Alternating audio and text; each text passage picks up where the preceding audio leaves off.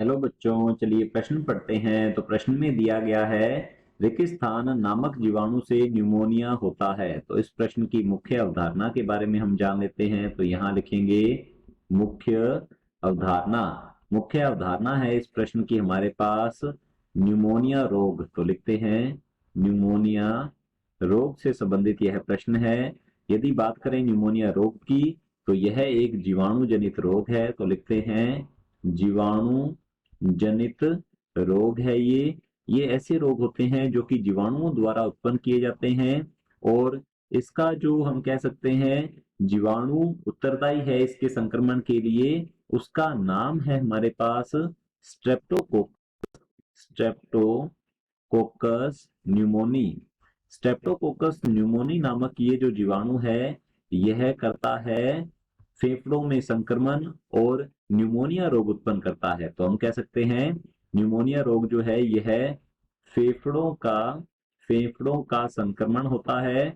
और यह संक्रमण जो है एक जीवाणु के द्वारा होगा जिसका की नाम है स्ट्रेप्टोकोकस न्यूमोनी। तो यदि इसके लक्षणों की बात की जाए, तो यहाँ लिखते हैं हम इसके लक्षण। यदि इसके लक्षणों की बात की जाए, तो लक्षण रहेगा सर्वप्रथम इसका बुखार। बुखार, कंपकपी। तो लिखते हैं कंपकपी।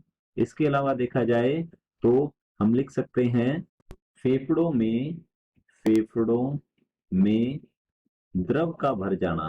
फेफड़ों में द्रव का भर जाना भर जाना अर्थात जो कुपिकाएं होती हैं उनमें द्रव भर जाता है, जिससे कि सांस लेने में परेशानी होती है। तो यहाँ लिखेंगे सांस लेने में परेशानी का सामना करना पड़ता है। तो यहाँ लिखेंगे परेशानी होती है। और यदि देखा जाए गंभीर प्रावस्था में, तो लिखते हैं गंभीर अवस्था जो है, गंभीर अवस्था में होंठ तथा में होंठ तथा नाखून होंठ तथा नाखून दूसरे रंग के हो जाते हैं। तो लिखेंगे होंठ तथा नाखून जो है ये दूसर रंग के हो जाते हैं हो जाते हैं क्यों शरीर में ऑक्सीजन की कमी हो जाती है। तो हमारा जो प्रश्न है, रेगिस्तान नामक जीवाणु से न्यूमोनिया होता है। तो न्यूमोनिया रोग के लिए उत्तरदायी होता है एक जीवाणु जिसका नाम है स्ट्रेप्टोकोकस न्यूमोनी।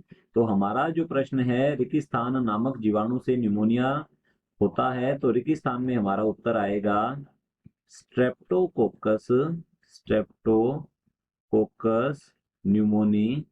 स्ट्रेप्टोकोकस न्यूमोनी नामक जीवाणु से न्यूमोनिया होता है। तो हमारे प्रश्न का ये उत्तर रहेगा। आशा करता हूं आपको समझ में आया होगा। धन्यवाद।